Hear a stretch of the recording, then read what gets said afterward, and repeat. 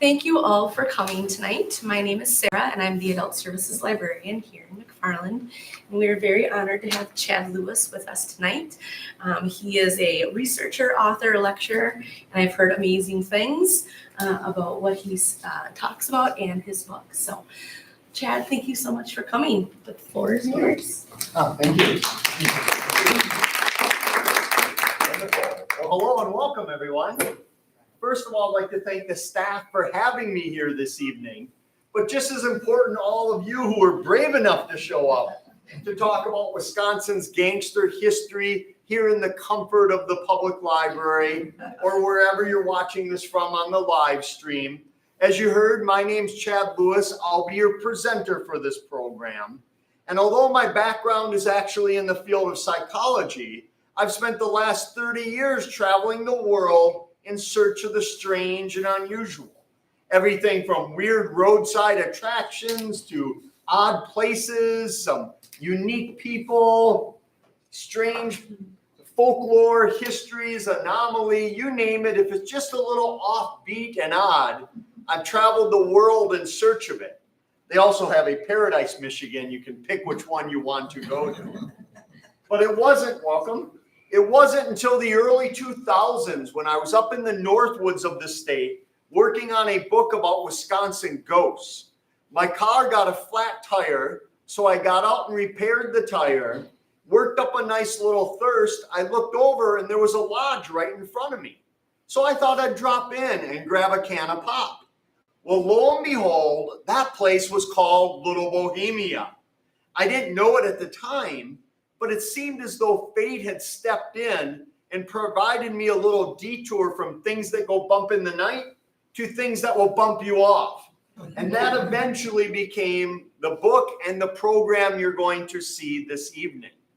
And I really want this program to be a time portal back to the days when the gangsters robbed our banks, kidnapped our citizens, and mowed down anybody who got in their way. So for the next 45 minutes or so, you can sit back and relax as we explore the gangster history of Wisconsin. Now, of course, the gangsters themselves, they're no longer at these places. But the places themselves, they're still there. But for how much longer, I don't know. I always encourage people to get to these places while you still can, because every year we're losing more and more of these historic treasures. So with that, throw on your zoot suit or your flapper dress as we explore the gangster history of our state. And the first question we have to ask, what was it about Wisconsin that the gangsters loved? Why did they all want to be here? Well, there are numerous reasons. The first, obviously, was our close proximity to Chicago, which during Prohibition was the bootlegging capital of the world. Operated by Al Capone on your left and his arch nemesis George Bugs Moran on your right. Now, a lot of people remember Al in part thanks to the St. Valentine's Day Massacre of 1929 when Al had many of Bugs Moran's men gunned down in Chicago while Al was on vacation in Florida with an alibi. So they were out of Chicago, but the second reason they loved Wisconsin is they loved St. Paul, Minnesota. And the best way to get from Chicago to St. Paul was right through our state. The reason they loved St. Paul? This guy, Police Chief John O'Connor. See, in the early 1900s, when every other community was trying to keep criminals out, O'Connor took a different approach. He invited criminals to St. Paul. If you were a criminal from anywhere in the world, you could go to St. Paul, register with the police, and do whatever the heck you wanted. Prostitution? No problem. Gambling? Be our guest. But there was one catch to this agreement. You couldn't do it in the city of St. Paul. If you wanted to head to, Wilmer, Minnesota, and rob their banks, which you can see they did, you were free to do so, but there'd be no crime inside the city of St. Paul. Therefore, in the 20s and 30s, there were more crooks in the saintly city than nearly anywhere else in the world. Yet it was safer for you to be there than nearly anywhere else as well. In fact, so many criminals were lurking there that noted bank robber Alvin Creepy Karpis, I know, great nickname, once said that if he was thinking of a buddy he hadn't seen in a while, he immediately thought of two places, prison or St. Paul, because if his buddy wasn't in one, they were hanging out in the other one. But the third reason they loved Wisconsin, the same reason we love Wisconsin, the beautiful Northwoods.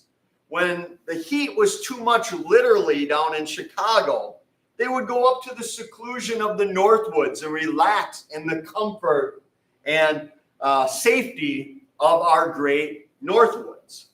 Now today, you can't throw a rock in Wisconsin without hitting a place that is thought to be tied to Al Capone, including the old Maribel Caves Hotel in Maribel, the Shipwreck Brew Pub in Door County, the old Baraboo Inn in Baraboo, Pipes, Capone and Pipes, and Manitowoc Capone, even in Brookfield.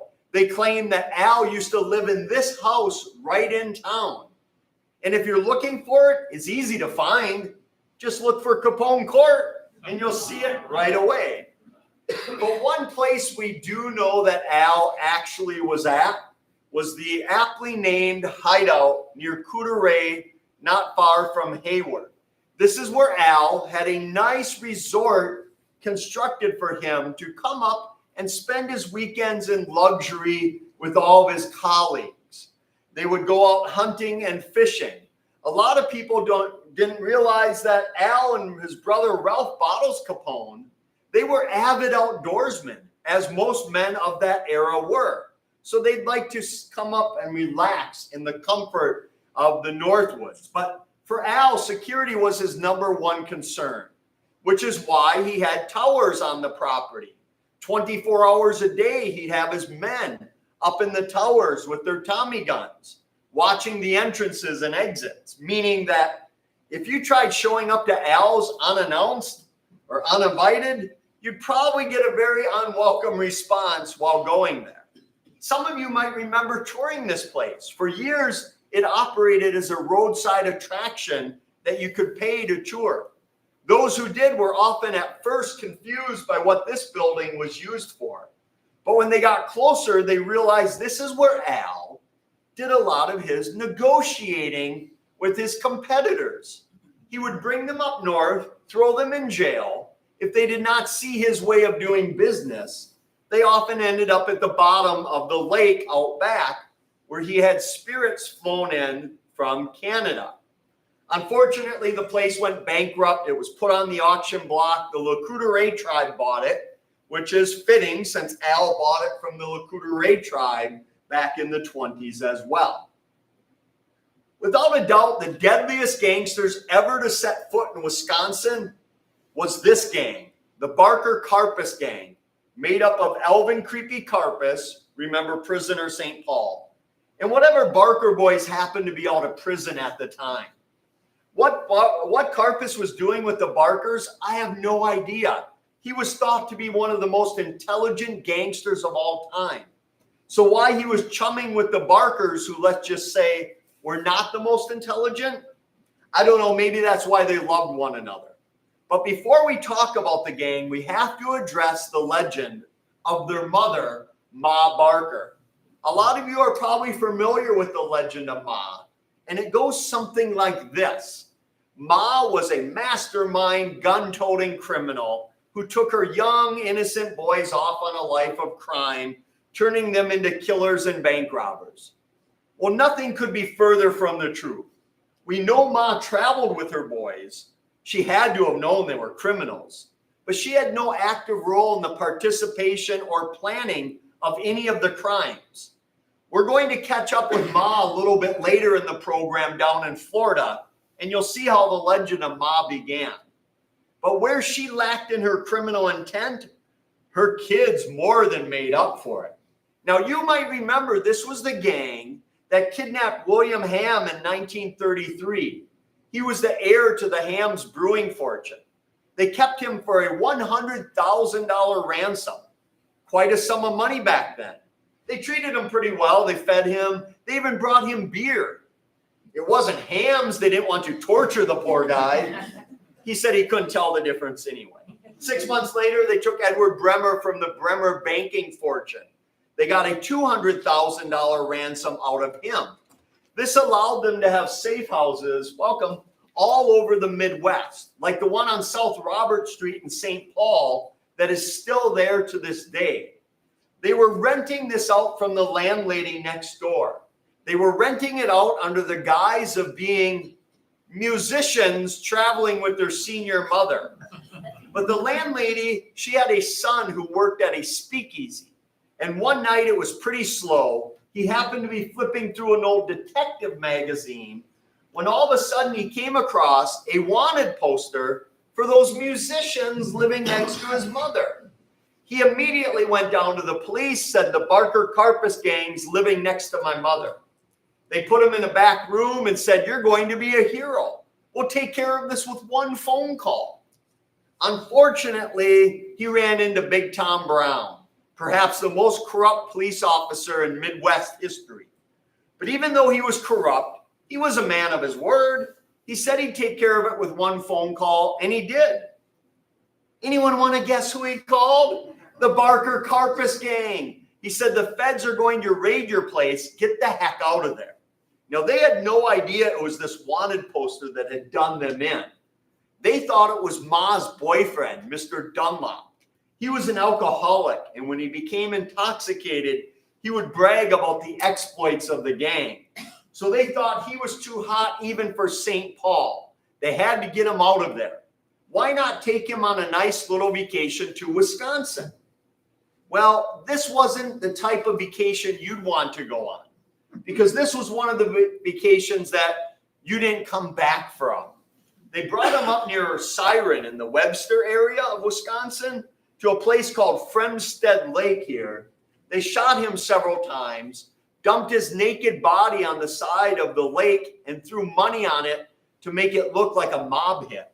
In fact, years later, after retiring, the local sheriff used to go around jokingly claiming that this was the most profitable case he never investigated. They didn't care. It was just another dead gangster. In fact, when I dug up Dunlop's death certificate, they had no idea who he was. When they had to list his occupation, they put unknown, suspected underworld character. The laser doesn't show up on the screen, but right there on your left in the middle. Kind of a cool title to have back then, although usually meant you'd be dead on the side of a lake.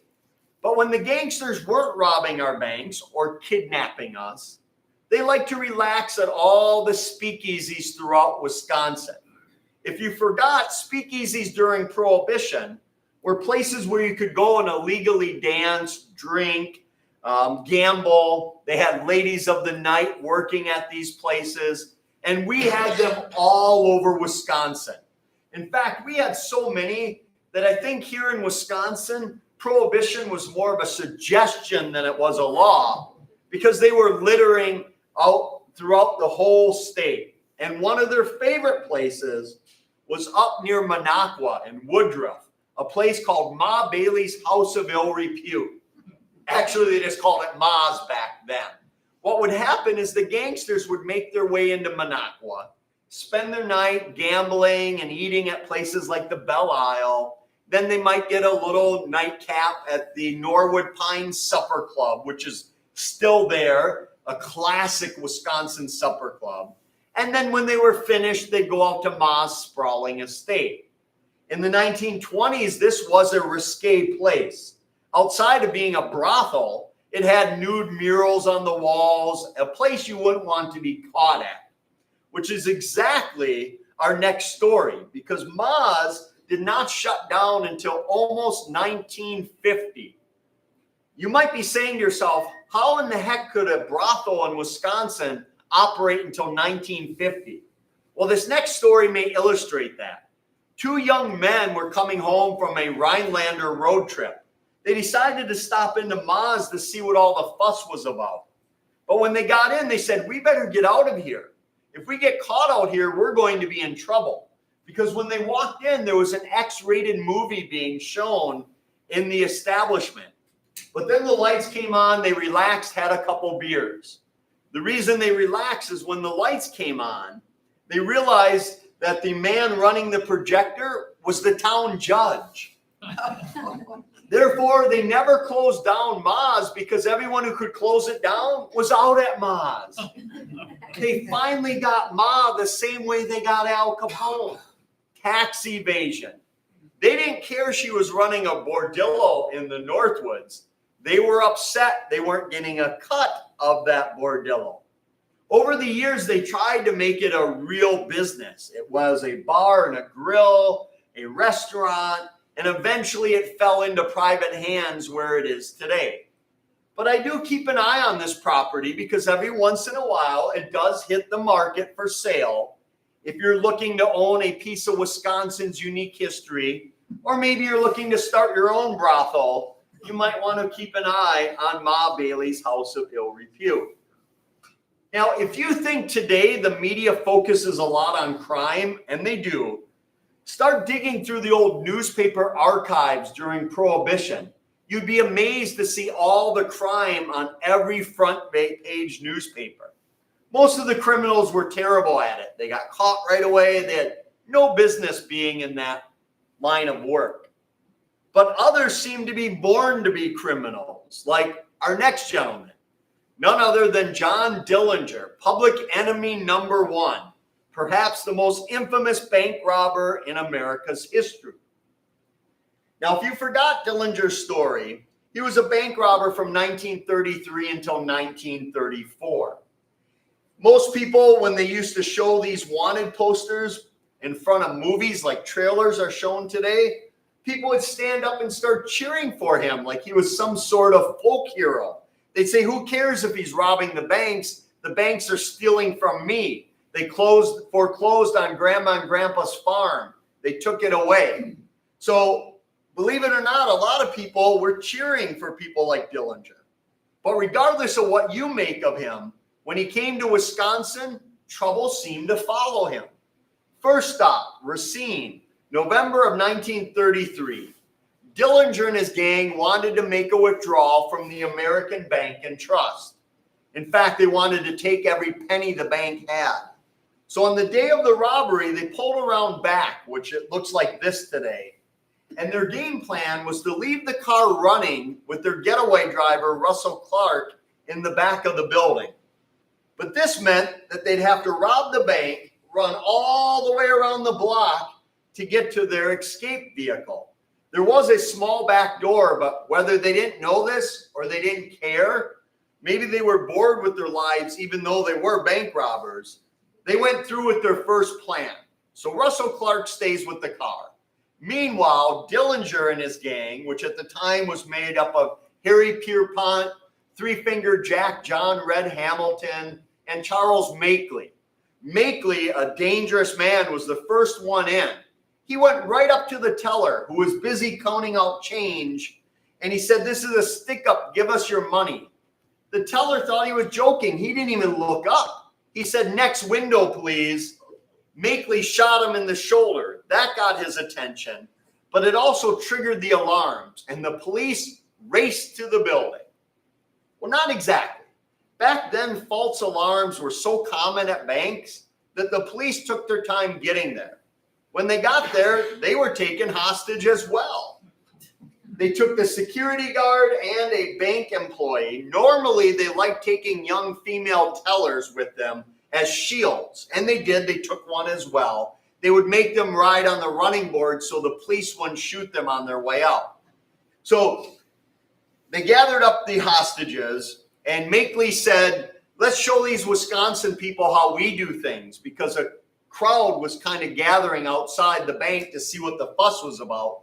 So he blasted out the front windows of the bank, dispersing the crowd. Then they got in their car and they sped off to Milwaukee. But they had a very high-tech way of eluding the police. What they would do is in their back seat, they would keep a big bucket of roofing tacks and nails. Back then, police had no two-way radios. All they could do was chase you. So the gangsters would rob a bank, throw these nails on the road as they left, and the police would follow, pop their tires, and the chase would be over. That's exactly what they did. Today, unfortunately, the bank is no longer a bank. It is now the Racine Art Museum, or the RAM. But after the robbery, they collected all the artifacts, some of the weaponry, the bullet casings. They even collected the newspaper accounts and made a nice little display for it. But what I love is where they put this display. Because where else would you want a display for the most famous gangster of all time? Well, there's only one place to put that display, and that's right in the front lobby of your local police department, which is exactly where it is today. But fair warning, for those of you who are currently on the lam from the law, this is a working police station. You may want to avoid this spot and move on to our next category. Oh, I don't know how Billy Frechette made it in here. Sometimes she's in programs, other times she's not. She was one of Dillinger's main squeezes. After she spent time in prison, she was released and spent the rest of her life on the Menominee Reservation by Green Bay, where her family was from. But good to see her in here.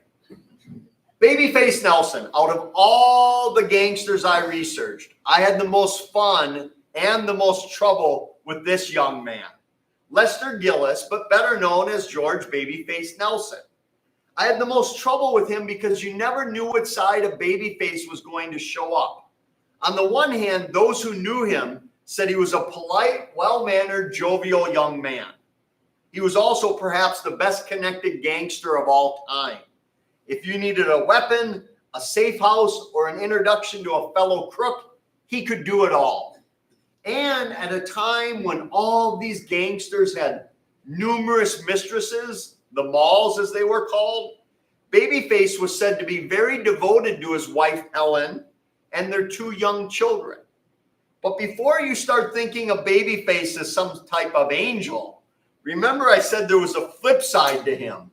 And that flip side was his own temper. Many of his colleagues did not like working with him. When they would divvy up the loot, they'd form a circle and let him hand out the money. He thought it was because he was in charge. But in actuality, people formed a circle because no one wanted their back to him, thinking he might just shoot you and take your portion of the bank robbery. But when Babyface came to Wisconsin, we got to see both sides of his personality. First stop, Babyface is driving with his wife Helen. They're heading up north. They make it just north of here to a place called North Leeds near Arlington, Wisconsin. That's when Babyface got in an accident on this crossroads with a canning truck employee. Now, Tommy Carroll, Babyface's good buddy, and his girlfriend were driving behind them. He pulled over about 100 yards back thinking Babyface is just going to shoot this guy and we'll go about our business. Instead, Babyface got out, went into the North Leeds grocery store here and made a phone call. And then when he came back out, he said, let's go get our cars fixed to the trucking employee. A few years later, this eventually turned into Thirsty's Bar and Grill. And remember, I told you to get to these places while you still can, because just a couple years back, Thirsty's burned to the ground. There's nothing left where Babyface made that phone call. So together, Babyface and the pedestrian guy made their way into Arlington to a place called the Bell Ford dealership. It's still owned by the same family, but they've moved to a bigger building now. The building's still there. Babyface went in. Nobody knew who he was, but he had his back to the wall the entire time. Reason being is when your back's to the wall, no one can sneak up behind you to shoot you or arrest you. While he was in there paying to get their cars fixed, Tommy Carroll left his car running right outside of the Arlington Inn Bar and Grill. He went in, I presume he was drinking like a fish, waiting for Babyface to shoot up the town. But instead, Babyface held it together and the foursome drove off in their two cars. Babyface and Helen made their way up north. They made it just until they hit Portage, Wisconsin. and their newly repaired car broke down right out in front of A.R. Slinger's garage. Ironically, it is now a liquor store. But the footprint's still the same. Instead of having spirits there, they would have cars inside on display.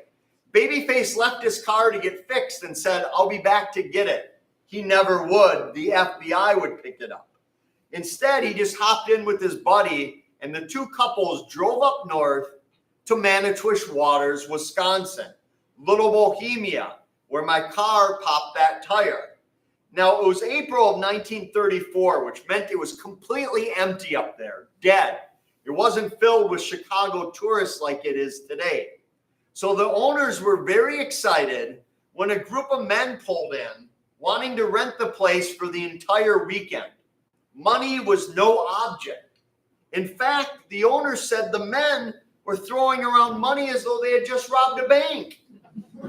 That should have been their first clue, but again, they needed the business. But that excitement soon turned to fear when they noticed who walked through the front door. Because in 1934, these were the last men in the world you'd want at your place. Top left, Dillinger. Top right, Babyface Nelson. On the bottom, Tommy Carroll, Three-Finger Jack, John Red Hamilton in the middle, and Homer Van Meter on your bottom left. Deadly, deadly men. If the FBI could capture these men, they could throw away the most wanted list. Of course, they had their softer side with them, the malls as well. And in the beginning, the owners were excited. The men were buying all the rounds. They were tipping really well. They were telling amazing stories. The only thing that bothered the owners is all of the men seemed to have a large lump on the side of their jackets. But don't worry, they would find out what those lumps were. They made the mistake over the weekend of sending out information on a matchbox that Dillinger was in the Northwoods. They finally got word down to Melvin Purvis, who was running the Chicago division of the FBI. He flew into Rhinelander and waited for people to come from St. Paul.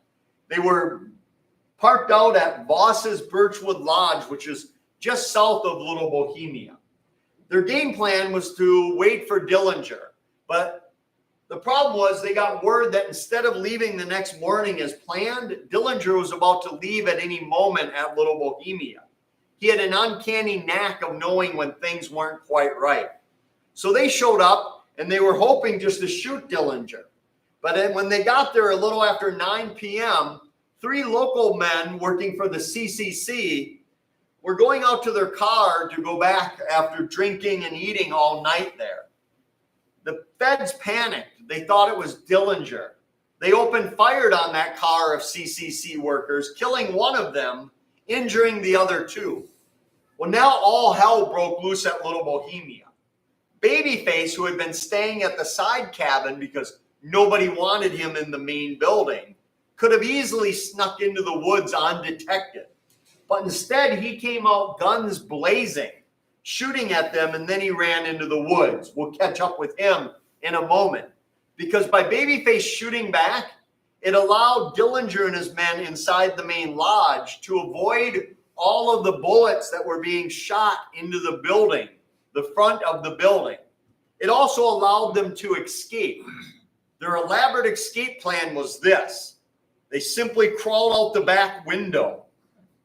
The federal authorities, while trying to capture the most elusive men in the world, simply had no idea there was a ravine down by the lake where the gangsters could run without being detected. They thought that everyone was trapped inside the building. Tommy Carroll just hitchhiked his way right back to St. Paul. He was at a speakeasy that very night telling stories of his escape. Dillinger took off running with Three-Finger Jack and Homer Van Meter. At gunpoint, they were able to borrow a car from a gentleman. They wanted to make their way back to St. Paul as well. But because every radio station in America was broadcasting stories about Babyface shooting up the Northwoods, they knew it was too hot to go through the north of Wisconsin. So they went through the southern town of Hastings, Minnesota. And when they crossed over the old spiral bridge there, police noticed that their plates were stolen. But again, all they could do was follow them.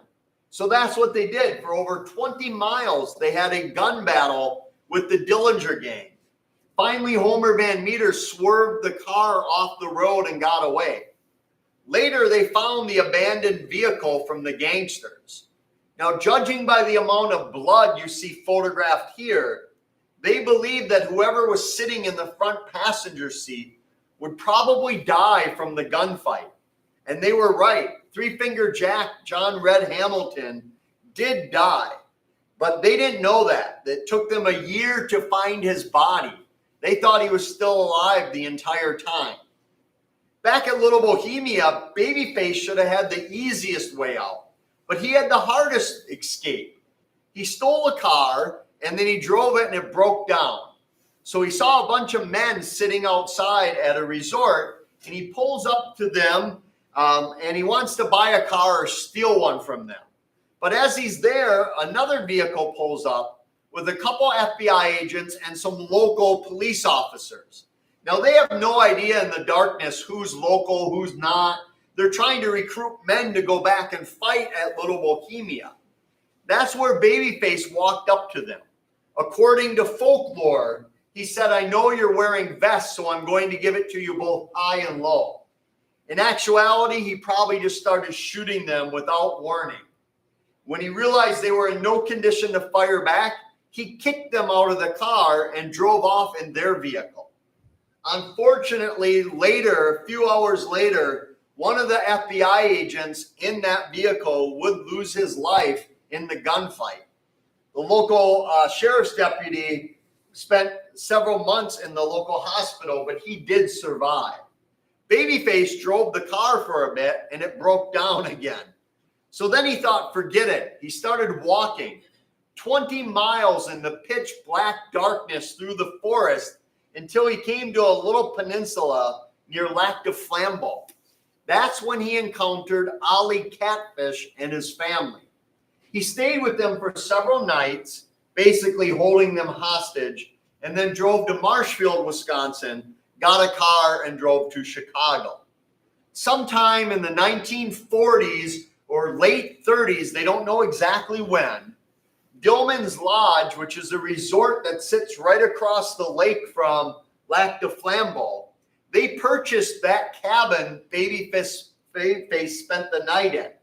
They hauled it over on horse and sleigh on the ice, and it now sits at the resort as cabin number 5 that you can rent out for the evening. The back room remains kind of the same as when Babyface stayed there, but they've upgraded the rest of it. It's a gorgeous place. You'll love staying there. You'll feel like you're in the 1930s, but you won't have to worry about any gangsters shooting at you. Back at Little Bohemia, the feds were happier than could be. They thought everyone was captured. So they waited several hours before shooting tear gas into the building. You can imagine their surprise when the only people coming out were the workers and the malls. Everyone else was gone, long gone for hours. Much to the credit of Little Bohemia, they kept all the personal artifacts, the weapons, the clothing, all of it's on display. They even kept the original bullet holes in their windows from the gunfight that you can go see. They bragged that their food is so good, Dillinger only left because he had to. And he did leave. Now, the women were brought to the one place in Wisconsin that was thought to be safe enough to keep them. And that was the Dane County Jail. And they had armed guards 24 hours a day around the building because they were afraid Dillinger and his gang were going to come and break them out. They never would because they were too busy trying to stay alive themselves. And death caught them, and it caught them very quickly. 1934, imagine you're down in Chicago at the Biograph Theater. You're looking around to see if you recognize any friends or family there, when all of a sudden the guy sitting next to you looks a heck of a lot like John Dillinger. And it was Dillinger. He was being set up by a friend of his named Anna Sage. She was Romanian and ran some brothels in Chicago, so she was being threatened with deportation. So she thought if she could turn in the most wanted man in America, Not only would she get the reward, they'd have to let her stay in America. So that's what she did. She ratted out Dillinger. And for her reward, the government shipped her back to Romania. Now, here's where things get weird. The FBI version of events is that Dillinger came out of the theater, saw that they were waiting for him. They yelled for him to stop, but he ran into this alleyway and tried to shoot them. But they were too quick. They shot him and he bled to death waiting for help to arrive. Witnesses that night tell a different version of events, of a well-dressed man coming out of the movie theater and being shot basically without warning in the alleyway, where he died bleeding to death waiting for help to arrive. Regardless of whether either of those versions are true, they got Dillinger. People started gathering under the biograph, hundreds of them, saying they got Johnny, they got Dillinger. Can you believe it? But they didn't stop there. Now, in the last few moments of our program, you're going to see maybe 2 or 3 or more of these caution signs. What these tell you is that the next slide or two might be a bit gory, graphic, and gruesome. So fair warning, close your eyes if you don't want to see it. I would hate for you to come up to me after the program saying, Chad, you should have warned me about those photographs. Here's your warning, because I'm going to show you what they did, because these people didn't wait under the biograph. They went into the alleyway, and here's what they did. Final warning, close your eyes. They went in and dipped their handkerchief and newspaper into the blood of Dillinger like some grisly souvenir. When they were finished there, they brought him to the morgue where they took more blood. Women cut locks of his hair. His nearly naked body was photographed. Okay, photo's gone. The next to go was Babyface. He needed a vacation and he thought, why not go to Lake Geneva? He had stayed there many times before. He knew the place well because it was operated by a fellow gangster. But as soon as he pulled into the driveway, the FBI was on the porch waiting for him. But amazingly, they didn't recognize him. So he turned his car around and drove through downtown Lake Geneva. There he saw more FBI agents walking around, so he decided to go back to Chicago. He was with his wife and his good buddy, John Paul Chase. On their way back, they saw 2 carloads of FBI agents coming from Chicago to Lake Geneva. Babyface swerved his car off the road, ran one of them into a ditch and the other one into a park in Barrington, just north of the Chicago suburbs. There he got out, he started blasting at them, they're shooting at him. By the time he gets to their car, he's filled with bullet holes. But he realizes they're in no position to fire back, so again he kicks them out of their vehicle and drives off. Later they would find his abandoned vehicle, and you can see by the amount of bullet damage everywhere, it was a brutal gunfight. In fact, later that night, both of those agents in the vehicle, they would both die from their gunfight with Babyface. The town of Barrington has put a nice memorial marker for these heroes that you can go and see for yourself. The next day, Babyface was found dead on the side of the road as well. He had succumbed to all the bullet wounds. I'm going to show you his morgue photo. If you'd rather not see it, again, close your eyes. Here we go. Babyface dead, about 25 years of age. Basically a kid. Okay, photo's gone. The last of the big names to go was Ma and Fred Barker. They were the only ones still alive and out of prison of the Barker gang. They were renting this home down in Florida. The neighbors thought they were the best neighbors you could have.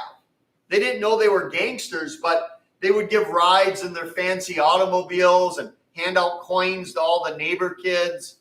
So the neighbors loved them. But when the authorities found out, that's when things went south. Now, according to the FBI version, they knocked on the door, and when Ma answered, they asked her to surrender peacefully. Her reply was, let's see what Freddie and his guns have to say about surrendering. Meanwhile, researchers of that era believed that there was no knock on the door. It was just an assault on the house right away. And they believe that within the first minute or two, Ma and Fred were both killed from that gunfight.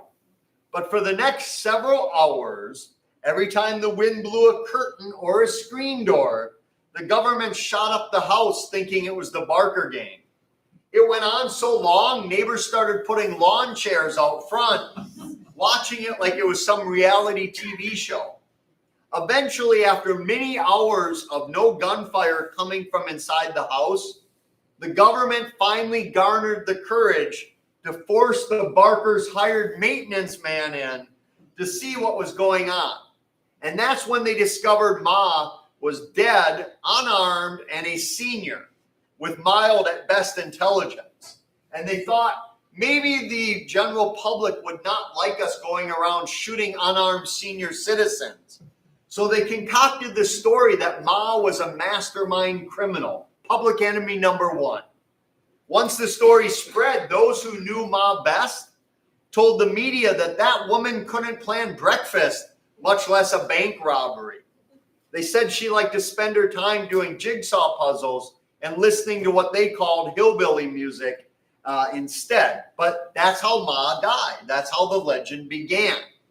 Now, word of caution, I'm going to show you Fred and Ma in the morgue. Close your eyes. Here we go. Here are their bullet-riddled bodies in the morgue. Okay, photo's gone. Now, as I mentioned, the neighbors loved them. Even when they found out they were gangsters, they named their local watering hole Ma Barker's Hideaway. You can go there and do some shots and take some shots if you so choose. But besides being killed, the gangster era came to an end very quickly for three main reasons. One, the repeal of prohibition. Once bootleggers were making millions of dollars a year, it dried up overnight. The second reason is the FBI got much better at fighting these men and women. When they started out, most agents were college graduates who had never fired a weapon in their entire lives. But they got much better very quickly at protecting us from these criminals. But the most important reason was because of us. When people were bootlegging, people really didn't seem to care. But when they started kidnapping us and killing us, we turned them in for the outrageous sums of money that were being offered for their wanted posters. Now, it begs the question then of what do we make of these men and women? Criminals, folk heroes, saints, sinners, something in between? I leave that question up to you to come to your own conclusion. But regardless of what you make of these criminals, I think what should be celebrated is the era in which they operated. They were the A-list celebrities of their day. They changed history. They changed America for the better or for the worse. So I think that's what should be celebrated. So with that, if you want more information, my website has more than you could ever possibly want or need. But I hope your adventure doesn't end here at the library. Grab one of my books, go on your own adventure of Wisconsin. And when you do, I think you'll discover that we live in one heck of a weird state. And I mean that in a good way. You're going to see things you've never seen. You'll meet some odd characters. And along the way, you might just discover that the strangest thing out there is often yourself. But it is Wisconsin, so you might want to heed the advice of these travelers and take a precaution. Don't shoot, I ain't Dillinger. So with that, if you have any questions, comments, or stories, sure.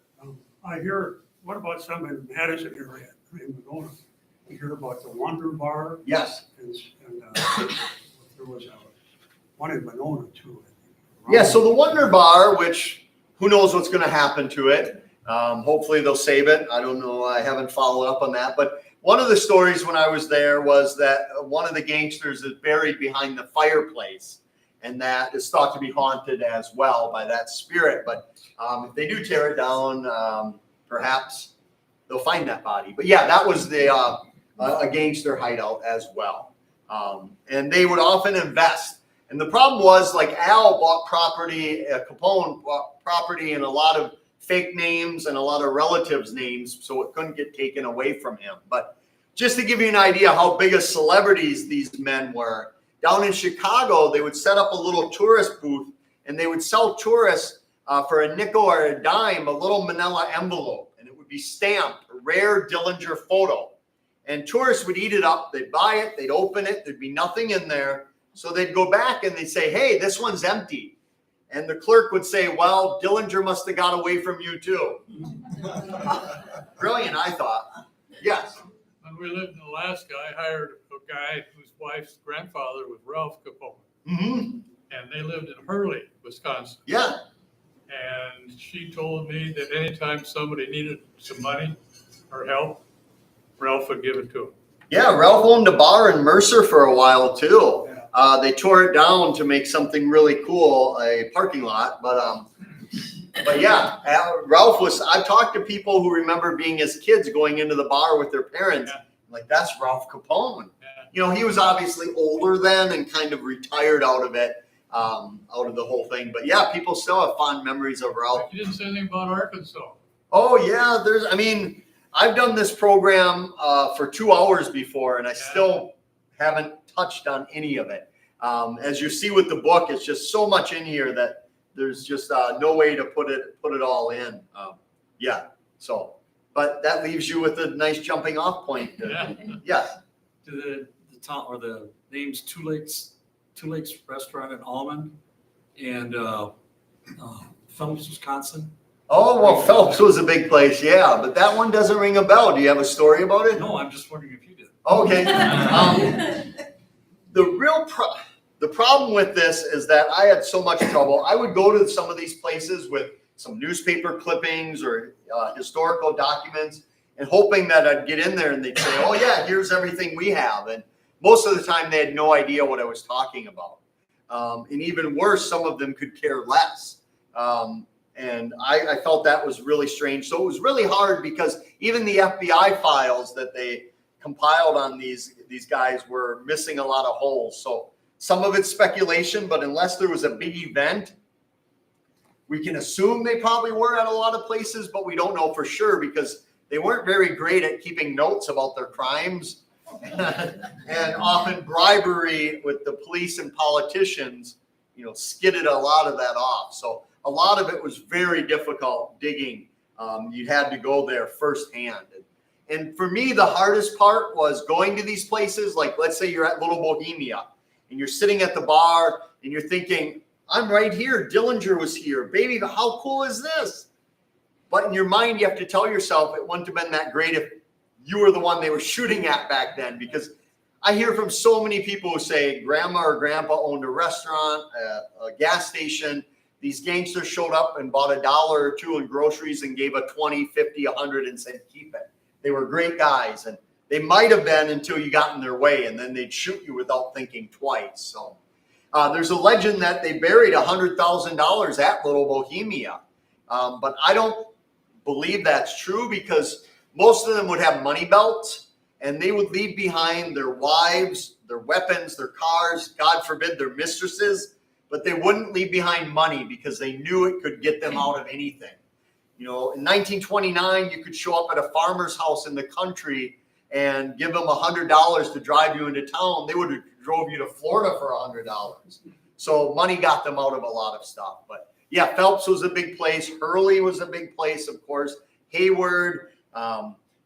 Hurley was so bad that the legend was during Prohibition, if you were a Christian, the last places you'd want to be found were Hurley, Hudson, or Hell. So, yeah, but sure.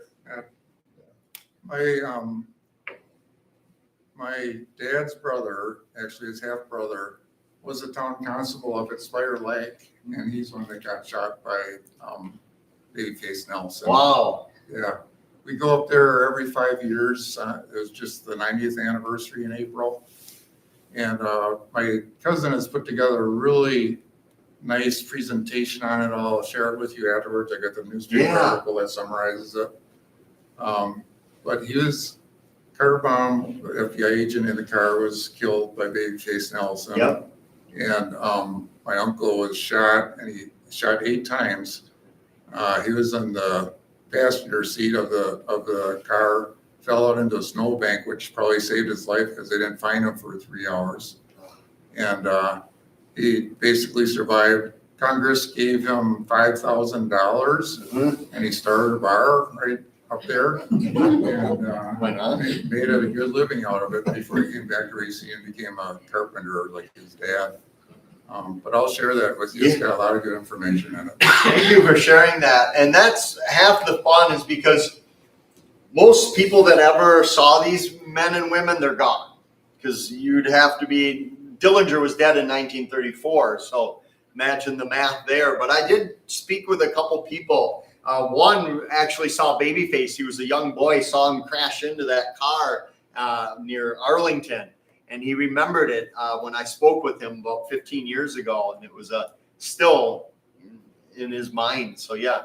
But most of it's been gone, unfortunately. But I am going to stick around if you want to tell me a story in private or ask me a question. Stop over to my table, grab as many free postcards from me as you want. You can terrorize your enemies because that's the photo on the card. But I want to again thank the library. How great you can come to a program like this at no cost.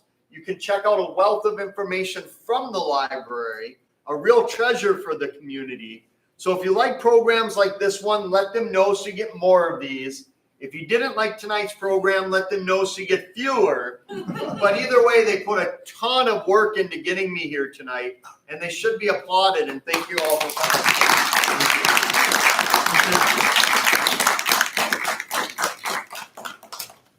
The postcard and good stuff. Thank you so much.